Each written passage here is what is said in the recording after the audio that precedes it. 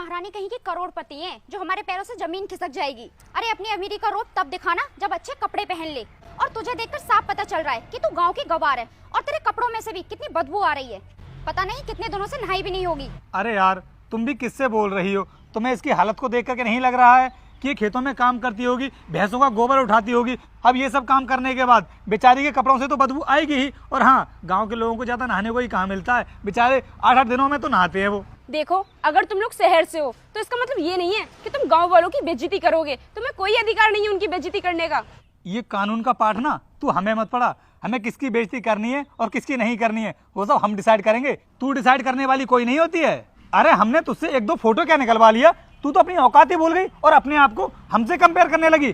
बेटा हमसे कंपेयर करने में ना अभी तुझे बहुत टाइम लग जाएगा और शायद उम्मीद करता हूँ कि तू अपनी पूरी जिंदगी में हमारे लेवल तक पहुंच भी नहीं पाएगी। तुझे पता है कि हम कौन लोग हैं? बेटा हम करोड़पति इंसान हैं और हमारे पास ना बहुत पैसा है। और तुम्हारे ऐसे लोग ना हमारे घरों में झाड़ू पोछे का काम करते हैं। अगर तुझे भी कोई काम चाहिए तो हमें बता दे, हम तुझे अपने घर में नौकर रख लेंगे और तुझे ना पूरे 5-6 हज़ार रुपये महीने की सैलरी भी देंगे। देखो, मुझे आपके घर पर आकर काम करने की कोई जरूरत नहीं है। मैं अपने काम में बहुत खुश हूँ। रोहित, तुम तो सोच रहे थे कि तुम इसका भला कर दो, लेकिन ये तो गोबर उठाने में ही खुश है। सॉरी मैडम, मुझे आने में थोड़ा टाइम लग गया।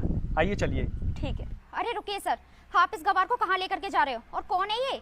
मैडम आप गवार किसको बोल रही हो? आप मैडम के बारे में जानती नहीं हो? मैडम यहाँ की नई IAS ऑफिसर हैं। क्या IAS ऑफिसर? यार रोहित, ये क्या कर दिया हमने?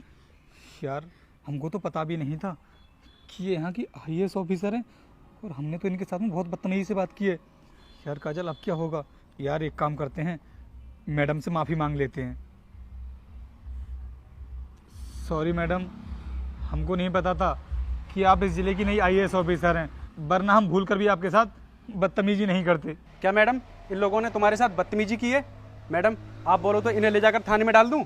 अरे कोई बात नहीं कांस्टेबल, इनको मेरे बारे में पता नहीं था इसलिए ऐसा बोल दिया। मैडम आप कितने अच्छे स्वभाव की हैं।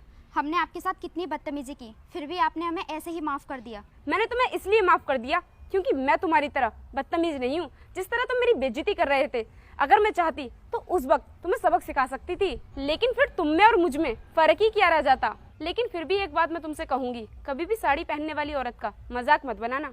और हाँ, उस टाइम मैं तुम्हारी गाड़ी से टेक लेकर इसलिए खड़ी हो गई थी क्योंकि तुम मेरी गाड़ी के सामने फोटो ले रहे थे। मैंने तुम्हें डिस्टर्ब नहीं किया, लेकिन अगर मैं चाहती तो उस टाइम तुम्हें मना कर सकती थी, लेकिन मैंने ऐसा नहीं किया। सॉरी मैडम, माफ़ कर दीजिए हमको, हमसे बहुत बड़ी गलती हो गई। हम आगे से किसी के भी साथ में ऐसा नहीं करेंगे। हाँ ठीक है, उम्मीद करती हूँ कि आगे से तुम किसी के साथ ऐसा नहीं करोगे। चलो कांस्टेबल।